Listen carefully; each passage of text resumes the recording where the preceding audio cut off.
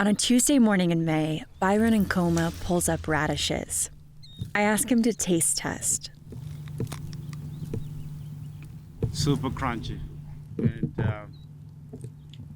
spicy as well. He moved from Zimbabwe in 2015 and started Hukama Produce, a 4-acre farm in Ramona. For me, it's like a dream. His mission is to feed the community the best food possible. It is so fresh.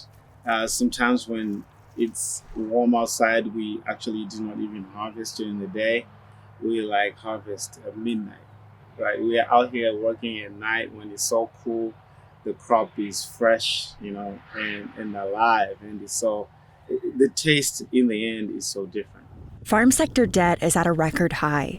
The USDA says 1/4 of U.S. farms carry debt, and it's even harder for small to mid-sized farms like Nkoma's. It's a battle in the reds. We were barely having our nose above water. Then in January, the food bank Feeding San Diego partnered with him. Their weekly, nearly $500 order helps stabilize the farm's finances, providing steady income that's hard to get from unpredictable farmers markets. That lets him plan investments. He hopes to hire more labor by shade netting. Nkoma washes radishes as the delivery truck pulls up. They load up, and I follow them to the Feeding San Diego warehouse in Mira Mesa. There, Byron's radishes join boxes from 45 other small to mid-sized farms in the county, many run by women and farmers of color. Produce from small farms costs more for buyers like Feeding San Diego, about $2 per pound instead of 20 cents.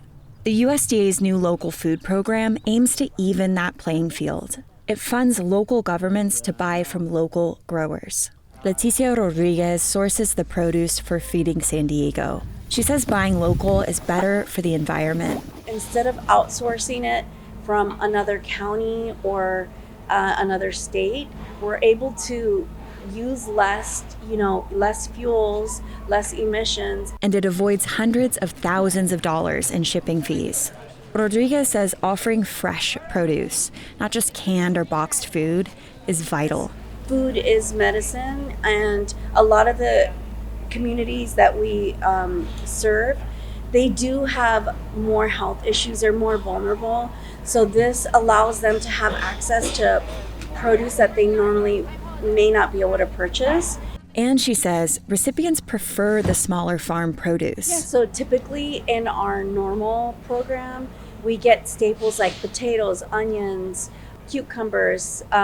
With this program, it's very much farmers market type of produce, like Swiss chard, shiitake mushrooms, bok choy, very culturally preferred produce that we normally would not be able to get, and it's extremely fresh. Nearly 1,000 people come to their produce distribution every week. I watch them line up the following Saturday.